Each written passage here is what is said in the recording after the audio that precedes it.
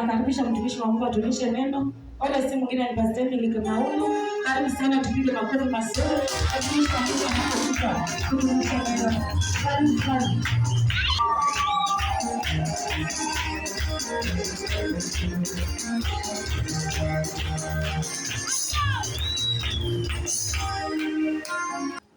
Kwa majina yangu kama mlivyosikia, naitwa Emily Maundu.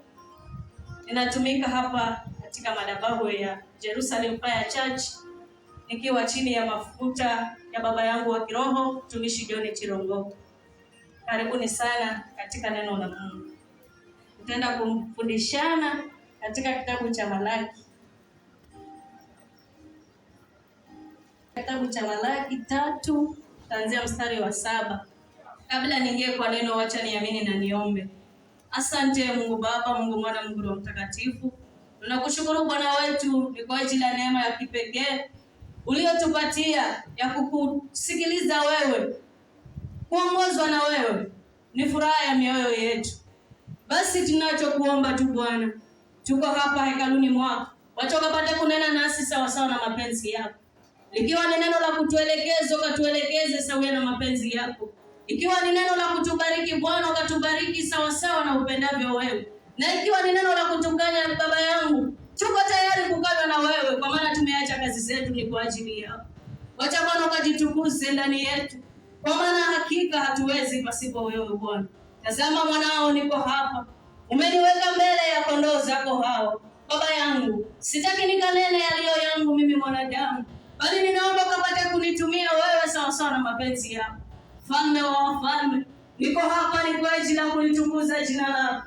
Ninachokuomba Bwana, sitaki nikajionyeshe mimi mwanadamu. Lakini ninachokuomba na nyenyekea chini ya miguu yako. Nikikuomba Bwana ukapate kunitumia katika hii madhabahu yako ya Jerusalem Fire Church. Mfalme wa wafalme, hii ni madhabahu iliyo takatifu. Na mimi ninanyenyekea kwako Bwana. Ikiwa kuna kosa lolote nililokukosea, unitakase na unirehemu Bwana, ili ukapate kunitumia sawa sawa na mapenzi yako. Neno litakalotoka ndani yangu likawe takatifu, kwa maana utakuwa umenitakasa wewe. Ukapate kwa maana najua tena kuyatenda hayo yote. Maana ulisema tuombe kwa jina lako na wewe utatenda. Na nimeomba na hata kuamini. Amen. Asante. Kitabu cha Malaki 3 mstari ni wa 7.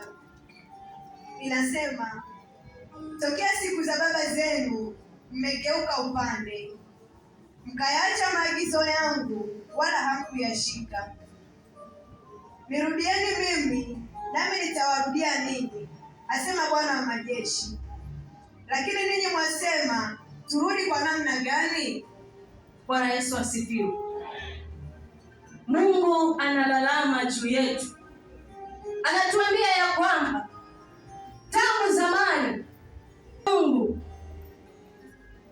na tena sisi tunajiuliza tumemwacha kwa namna gani? Amen.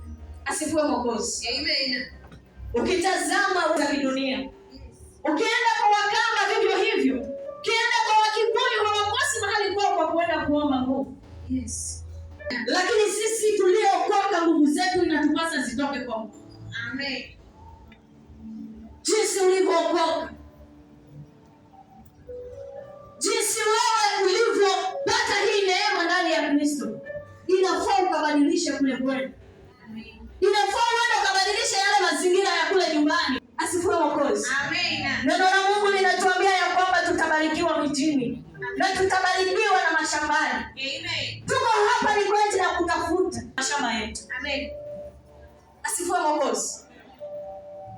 Wewe aliye mtu wa Mungu, kaa ngangari ukimtafuta huyu Mungu. Ili unapotoka huku Likoni, watu wa kule nyumbani wakakuulize, ni wapi ulienda dada? Mbona uliondoka hapa hali ya uchochole na sasa umebadilika? Ni kitu gani kilichokubadilisha? Wakristo wanatufaa tukawe kielelezo kwa wale mataifa. Amen. Wale ambao bado wanaendelea kueneza ile miungu. Yesu alikuja kuyamaliza yote kupitia hili jina la Yesu peke yake. Amen. Limebeba baraka zetu. Amen. Hakuna jina jingine lililobeba baraka zetu. Amen. Amen. Hakuna jina jingine lililobeba amani yetu. Yes. Ni jina la Yesu pekee yake. Inatufaa tukatembee kikamilifu vile Yesu anavyotuagiza. Amen. Inafaa tukafuate amri zote ambazo baba yetu anatuelekeza. Yes. Maana tunapoelekezwa na Mungu, hakika yeye hatuelekezi kupotea. Amen. Bali anatuelekeza ni kweli na kuwa tuone mafanikio yetu. Amen. Endelea msomaji.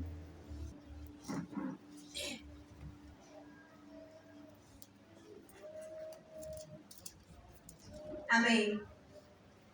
Je, mwanadamu atamwibia Mungu? Lakini ninyi mnanibia mimi. Lakini ninyi mwasema, tumekuibia kwa namna gani? Mmenibia zaka na dhabihu. Amen. Kwa laana, maana mnanibia mimi, naam, taifa hili lote. Bwana Yesu asifiwe. Amen. Tunaambiwa ya kwamba tunajiuliza tumemwibia Mungu vipi? Amen.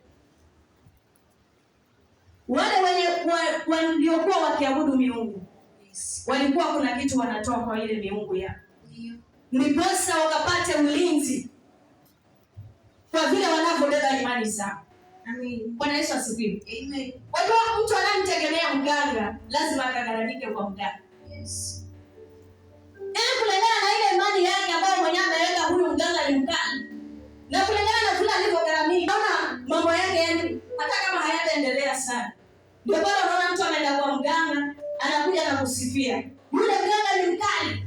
Ni kwa sababu anaona ile sadaka yake kidogo. Kuna mahali amegharamika. Ile nguvu yake amempelekea mganga. Wale mganga atakula atafurahi. Baada ya muda kidogo anaona kidogo kama mwangaza kamekuja. Kwa sababu amepeleka jasho yake pale kwa mganga. Lakini sisi Wakristo hatufai kupeleka jasho zetu kwa waganga. Amen.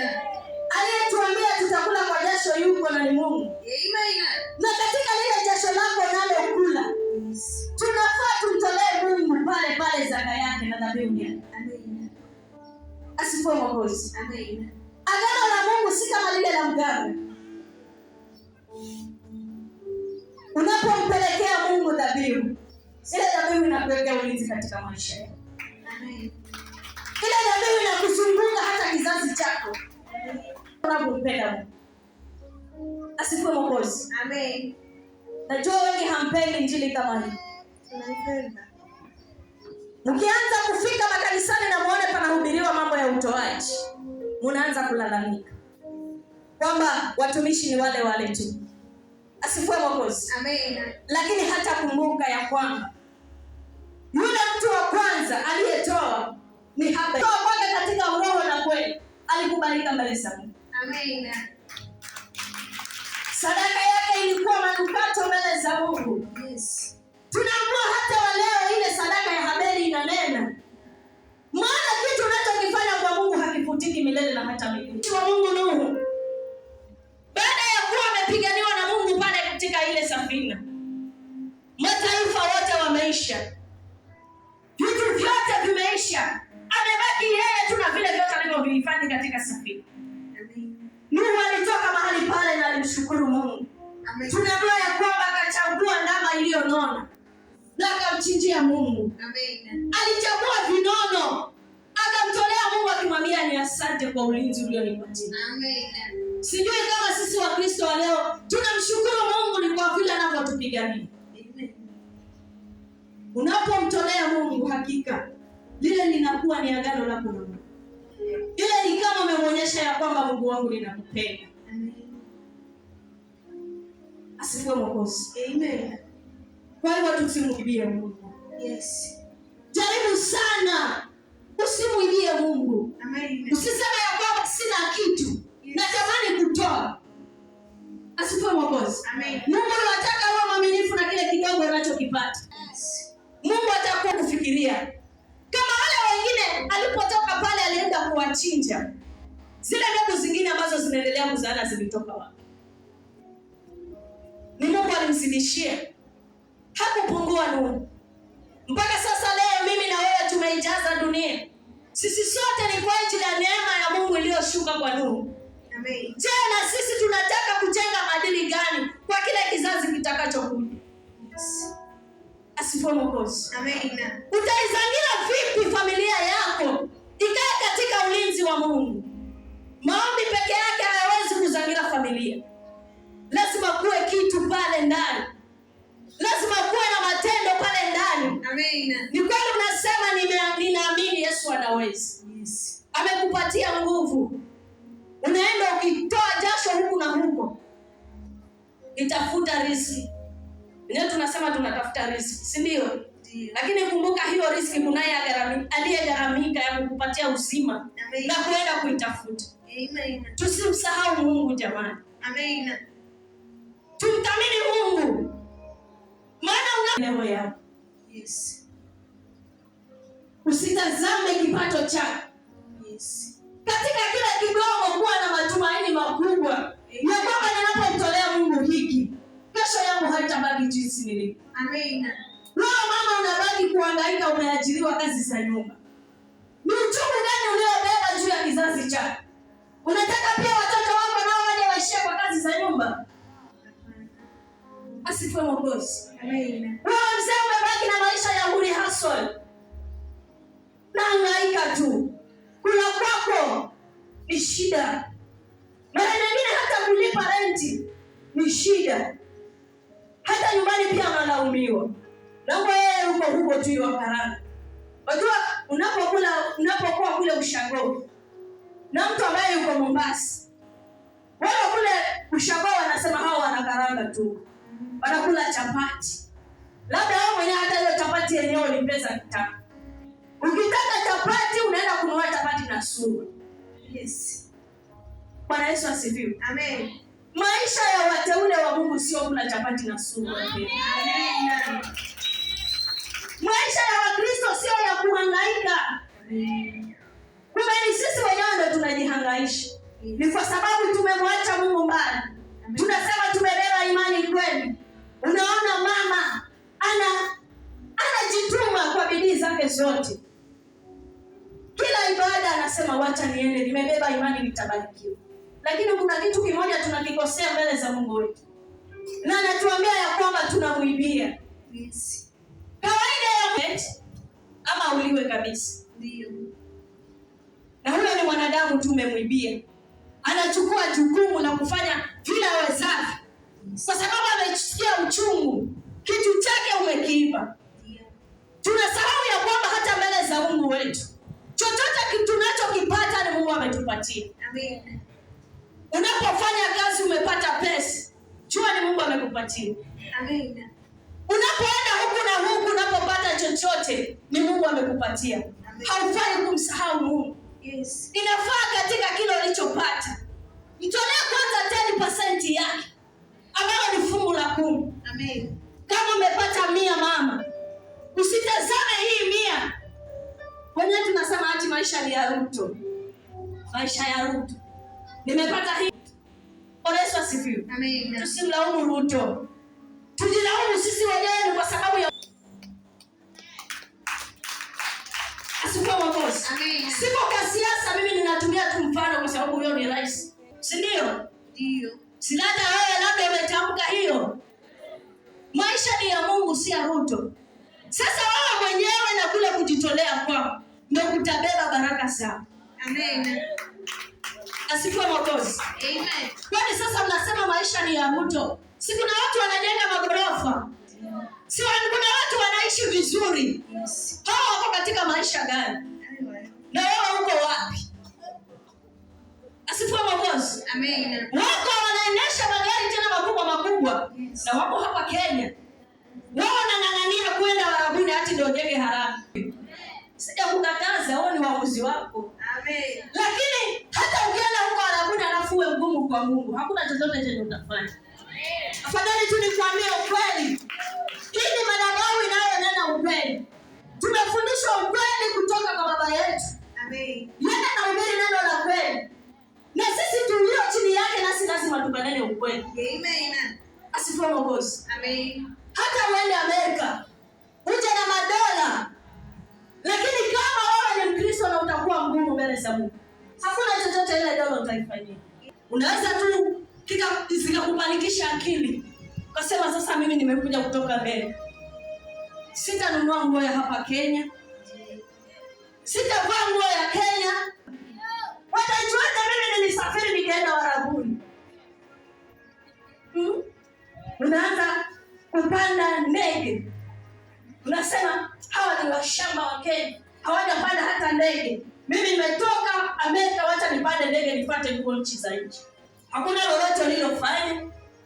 Jua ile pesa ilipoingia kwa mkono ni rahisi kutoka. Yes. Lakini unapowekea msingi kwa Yesu, atakupatia hekima ya kuitumia vizuri. Amen. Atakupa maarifa ya kuitumia vizuri. Amen. Asifiwe Mwokozi. Amen. Wewe hapa Kenya nao umeng'ang'ana, upata kwenyewe ni kwa shida. Natoa jasho kisawasawa. Kama ni mzee unaenda kuchimbishwa timbo. Unaenda kupigana na mawe. Kuna hata ile mashine ya kukatia. Bado wewe uko ile kizamani kung'ang'ana na mnyundo. Ng'ang'ana kisawasawa. Umeipata, basi njoo mbele za Mungu. Njoo mbele za Mungu. Mwambie Baba, nimepata hii. Na kupatia fungu lako la kumi. Amen. Na kila kingine sadaka usisahau kumtolea. Amen. Ndio hakuna kushangilia. Haina haja unishangilie wewe, lakini mbele za Mungu nihesabike kwa. Amen. Afadhali mbele za Mungu nitiliwe tiki. Maana mimi niko hapa Jerusalem ninatafuta mbingu. Na Mungu amenipatia neema ya kuambia wengine pia. Neno hili usione ni lako tu, hata mimi pia linanihusu. Ila mboga yangu nisipomkabidhi Bwana, lile jasho ninalolitoa pale kwa mboga, nitabaki hapo hapo kwa mboga tu. Nia yangu si ya kwamba niendelee kwa mboga. Yes. Nia yangu si ya kwamba nitwe mama mchicha kule mtaani. Amen. Bwana Yesu asifiwe. Amen. Lakini hayo yote hayaji pasipo kumweka Mungu mbele. Ni kweli kuanzia Jumanne mpaka Jumapili nitakuwa Jerusalem. Si ndio? Lakini nisipokuwa mwaminifu kwa Mungu hakuna popote kwenye nitaenda. Nitaangalia tu wenzangu wakihesabu magari yao, wakihesabu majumba. Nitaangalia wengine wakiendelea. Lakini kwa sababu nimebeba hukumu kwa Mungu, hakuna popote nitaenda. Yes. Utakapokuwa mkamilifu kwa Mungu, hakika hili nakuhakikishia, tena mbele za Yesu Kristo na malaika zake watakatifu. Amen. Ule msingi unaoanza mwanzo hautabaki ukiwa pale. Amen. Usiangalie leo wewe mama ukoje. Usiangalie leo kijana ukoje. Hata Ibrahimu alipata neema ya Yesu Kristo. Alikuwa yuko katika nchi za watu wa kwao, wakuabudu miungu. Lakini Mungu akanena na yeye, akamwambia ondoka hapa. Nataka niweke agano na wewe. Ibrahimu si aliwekewa agano? Yes. Mpaka sisi tuko chini ya Ibrahimu. Tuko katika imani ya Ibrahimu. Amen. Sasa wewe unaposoma yale maandiko ya wale watu waliopita, waliokuwa wakamilifu mbele za Mungu, wewe unapata nini cha kukuvutia mahali pale? Ama unasoma tu historia? Napenda kukwambia Biblia sio historia kama unavyoona zile historia za shule kule shule. Ati social studies. Sijui wa Kongo, sijui ni wapi. Bwana Yesu asifiwe. Sawa, hiyo hatujakataa. Tunajulishwa ya vile mwanadamu alivyo nini. Mara nyingine tunaambiwa sijui wanadamu ni masokwe. Bwana Yesu asifiwe. Hatujakataa, hiyo ni elimu ya huko. Lakini kwa Mungu wetu, unapokaa vizuri na huyu Mungu, atakubadilisha. Amen. Badala ya kushuhudia wewe, itafikia wakati utakosa hata la kusema. Lakini utapata watu wakikushuhudia. Utakuwa huyu mama si yule ambaye alikuwa aking'ang'ana sana. Alianza kazi ya nyumba kidogo. Nafanya tu kazi ya nyumba. Lakini angalia sasa anaendesha gari. Mpaka wengine wakugeuka kuita devolution. Amen. Kwa sababu ile kazi ile ya nyumba, kile kipato unachokipata, haukiri wewe kwa ulafi wako, bali unakiweka mbele za Mungu. Amen. Unamwambia Mungu. Tena wakati nyingine unakiweka kwa machozi. Namwambia Mungu, nisema ya kwamba machozi la mwenye haki haliendi bure. Amen. Tazama nimepata hiki kidogo ulichonipa. Kanene kwa ile kazi yangu. Palipo sauti ya Mungu pana mshindo. Mungu anaponena kwa ile kazi yako hata kama ni ndogo itanawiri. Kwa sababu umemwalika Mungu pale anene. Lakini waona kwenda kwa akili zako, hakuna kokote kwenye utani. Usoma tu. Leteni zaka kamili ghalani, ili kiwemo chakula katika nyumba yangu. Mkanijaribu kwa njia hiyo, asema Bwana wa majeshi, mjue kama sitawafungulia madirisha ya mbinguni na kuwamwagieni baraka, hata isiwepo nafasi ya kutosha au la. Bwana Yesu asifiwe. Kumbe mbinguni kuna madirisha. Asifiwe Mwokozi. Lakini ulete zaka kamili. Ghalani ni hana magala tena kwa sababu mahindi hakuna. Kule kwetu kulikuwa kukiwekwa magala mawili kwa sababu kunaiva vizuri. Asifiwe Mwokozi. Amen. Kama uliambiwa kule kwa Beumazi umekuwa ukiwa kwa Miguruma wa Beumazi, hakuna kitu, wameishiwa. Alafu wale watoto wetu wako Mombasa. Kule wanaita Mombasa. Watoto wako Mombasa wanatafuta. Wenyewe wakija wamenyauka hata afadhali sisi ambao tuko. Haya. Ukienda huko kwa Kamba nao. Sijui kama unasemaje baba, mfano useme babake Kalonzo. Haya.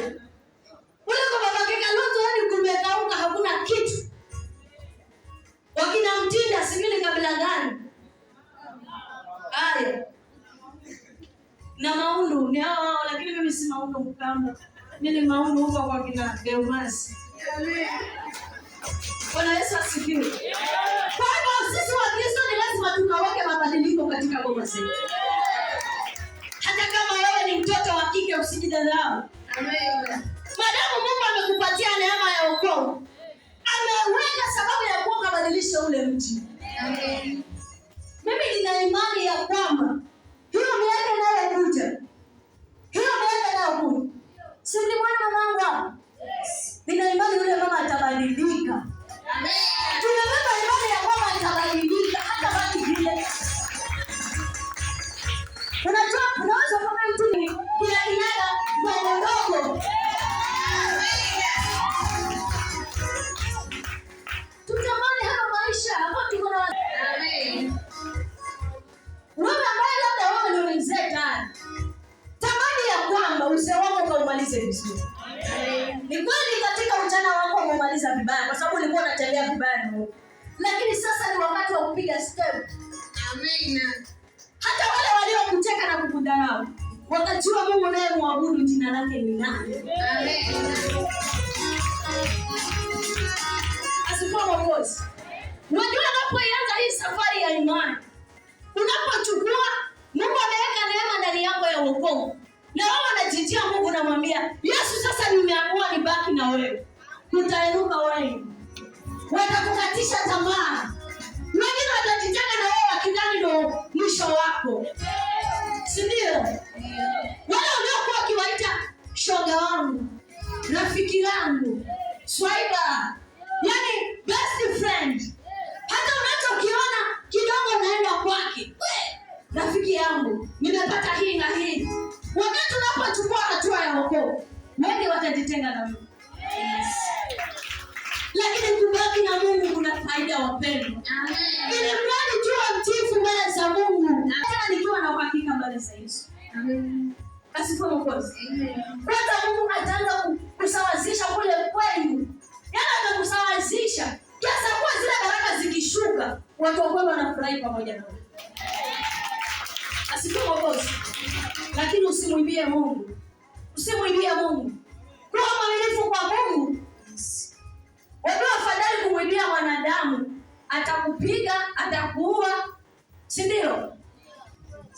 Maisha yako umeyafunga mwenyewe kwa sababu ya wizi wako. Wezi wengi wa dunia ukipatikana mikononi mwa raia unauliwa. Si ndio? Yes. Haya, umeiba, umepata kapenyenye, umekimbia, umeingia police station. Pale hawataruhusu uliwe. Kuna siku moja nilikuwa napita hivi na beseni langu la mboga. Nikaona kijamaa kinakimbia mbio na nyuma yake kuna mawe makubwa sana yanarushwa. Alikuwa ametolewa damu hii saidi ya huko. Ameponea huko kwa raia, anajiingiza mwenye polisi. Bwana Yesu asifiwe. Amen. Kwa sababu anajua nikienda pale sitakufa, si ndio? Yes. Lakini lazima atafungwa. Ndio. Sasa kama wanadamu wako na elimu ya kutufunga, na huyu Mungu wetu je, si zaidi? Zaidi. Tena imagine Mungu amekupatia uzima na afya, amani tele. Alafu kila kidogo unachokipata badala umpelekee Mungu, wengine wanarejeshea katika dunia. Mama, umepata nafasi ya kupiga vitenge, si ndio? Si vibaya kushona vitenge, lakini wewe unamtolea Mungu kwanza. Amen. Si vibaya kushona zile kaunda zako wewe mzee. Ndio. Kwa sababu unaonyesha mataifa ya kwamba Yesu anatenda. Amen. Si vibaya wewe msichana kwenda kununua ready-made yako smart. Ndio. Bwana Yesu asifiwe. Amen. Kwa sababu unajua Yesu anafanya.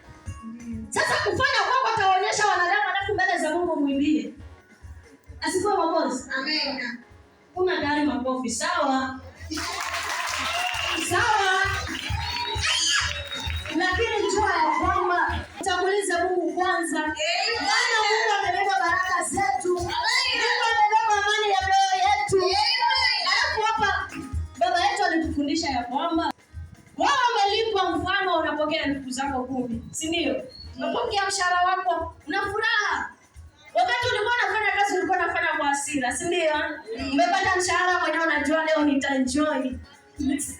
Sijakula kuku muda mrefu. Leo ni kuna hao kuku atanitambua. Naenda kuchagua yule mwenye manyoya mwenyewe, vitu na marondo nitafune. Yaani unafurahia mpaka marondo kwa sababu maskini. Haya maisha ni marondo tu yakatae. Tutakapokuwa tumebarikiwa tutakula marondo na vitu vya kuku. Bwana Yesu asifiwe. Tumtolee Mungu kikamilifu. Baba yetu alitufundisha ya kwamba ukipata hizo elfu zako 10, unadaiwa kule kwa Wameru. Wajua Wameru siku hizi wametandao kwetu na maduka, si ndio? Ulienda ukamlalamikia Mmeru, mimi ninaomba tu unikopeshe murume, wanaitwa murume. Naomba nikopeshe murume. Nitakupa mpaka mwisho wa mwezi. Nitakupatia pesa zako zote. Haya, Meru ameitikia, umepewa. Alafu unapopata ule mshahara, badala kupunguzia Mungu kwanza fungu lake la 10, wewe unakimbia mbio huko kwa Meru. Unaenda kumtolea zake. Unarudi unadaiwa nyumba. Unakuja unalipa nani pesa zake, si ndio? Watoto wanadaiwa school fees. Unakimbia shule unaenda kutoa school fees. Zile zimebaki, mabaki na 2,000. Si ndio? Alafu unasema, haya, hizi 2,000 sasa. Wewe unajiona mjanja hapo, mwenye akili.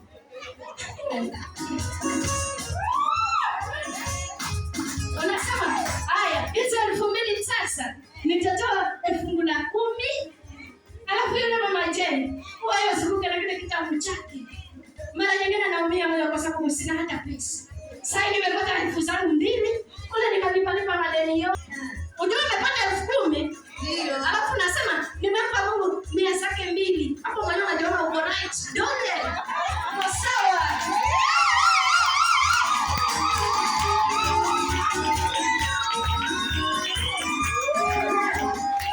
Unamtolea Mungu fungu la 10,000. Badala kati ya zile 10,000, utolee tu yake moja. Nenda shuleni kalipe school fees. Njoo kwa lando nipatie zake.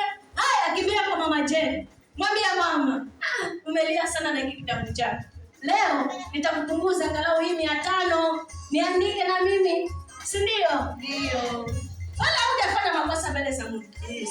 Alafu kama watu wanakuja madhabahuni kumtolea Mungu, si umejaa mama? Ndio. Wajua mama mara nyingine hata tukipata hata kama ni 5,000. Waniona yani. Yes.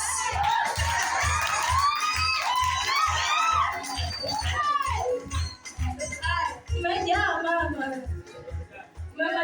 yenu umemaliza kule kote. Hapa kwa hiki kikapu. Tena imagine baba yetu ana kikapu vizuri. Sasa zile sadaka zetu nazo zimeremete kama hivi vikapu. Yerusalemu Sumayona anapendeza. Zile sadaka zetu nazo zipendeze. Usiseme ya kwamba amefundishwa na baba yake hajahubiri hivyo. Kwa maana yeye pasta akisimama yeye akiongea pale ataonekana anapenda fedha. Hapa tuna desturi hiyo. Amina. Hatuhubiri neno la kuwa tumefundishwa na baba. Yes. Tunahubiri neno ambalo Mungu mwenyewe ameliachilia ndani yake. Nimeona wiki nzima nipatie ujumbe ambao nitaenda kuongea na watu wa Yerusalemu. Amina. Lakini kila nitakapozunguka naona maadui kupiganiwa, sijui utetezi, sijui nini, naregeshwa pale kwa malaki. Amina. Asifiwe Mwokozi. Amen. Hata usiku nimelala kuchelewa, nang'ang'ana namwambia Mungu, nimebaki tu huu usiku wa leo. Wana Yerusalemu wanahitaji neno kutoka kwako. Naregeshwa pale pale kwa malaki. Amen. Hapo tumtolee Mungu jamani. Unapomtolea Mungu haumtolei pasta. Yes. Unapomtolea Mungu hautolei viongozi wa kanisa. Hebu hivi jiulize wewe. Tangu watumishi wa Mungu walikuwa hawaishi. Walikuwa wanaishi. Walikuwa hawavai. Kwa hivyo basi, unapotoa sadaka yako jua imeenda kwa Mungu. Amen. Unapofanya mema yako jua umemfanyia Mungu. Unapofanya kitu chochote hapa ndani ya kanisa la Mungu, yes, ndio umemfanyia Mungu.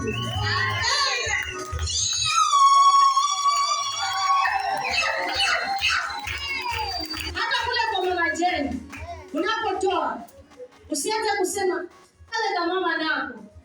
Tunamheshimu huyu mama, mimi namheshimu huyu, ni mama yangu.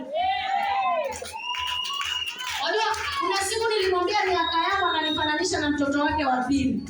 Mama, kuanzia leo mimi ndio mtoto wako wa pili. Nimezima ile kama ya yule wakule ambaye yuko Uganda. Mama umepata mtoto mwingine Kenya, nakupenda. Wacha wale wanaosema ya kwamba kama mama, sisi tunakuita mama.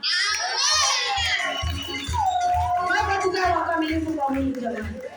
Na tunapokaa kwa wakamilifu kwa Mungu, huyo Bishop John, tumuite Bishop ngawaje mwenyewe hapendi hao majini. Sasa yeye nikimuita pasta na yule kule kinako nitamuita nani? Na yule kule Malindi. Mimi hata kwa hiki kitabu changu chenye anaandika mambo ya neno ni mhubiri na amehubiri. Wale wengine anaandika mapasta, akifika kwa baba anaandika Bishop John.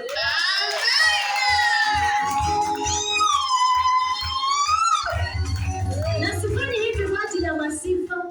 Ninafanya hivi kwa ajili ya kukuokoa wewe. Siko hapa mimi kufanya masifa. Siko Yerusalemu kutafuta kibali kwa mwanadamu. Wacha kibali changu kije kutoka kwa Mungu. Kwa sababu ninapopata kibali kwa Mungu, hakika niondokea mali. Amen. Itaisha tu. Wao tuwe wakamilifu mbele za Mungu. Amen. Katika imani zetu tuseme ya kwamba tunampenda Mungu na hata katika mifugo pia tumpende Mungu. Amen. Hakika tutabarikiwa. Amen. Tutabadilisha kule kwetu. Amen. Tutabadilisha pale mahali. Jana waliamini kwamba lakini naona huko kwetu mbinguni huko. Zile nyumba vile zilivyo. Wale ndugu zangu vile walivyo. Yule mamangu vile alivyo. Kwanza hiyo miaka 5 ijayo. Na imani hata kuwa hivyo. Amen. Amen. Alafu na yule aliyenibariki wa kwanza ni shemeji yangu. Wewe shemeji yangu. Kule kwenu, pale bwana, pale. Hapa tabaki hivyo.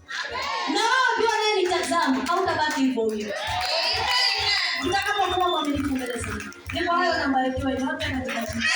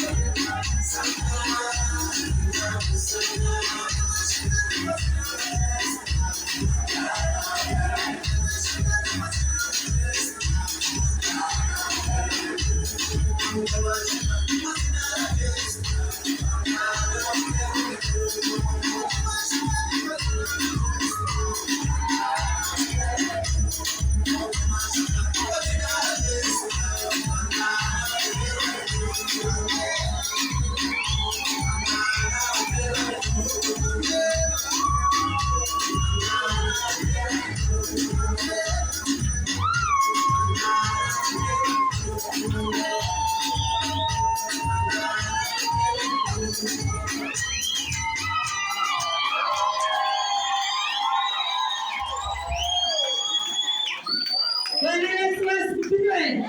Bwana Yesu asifiwe. Shangwe na vigelegele kwa ajili ya Mungu. Shangwe, shangwe,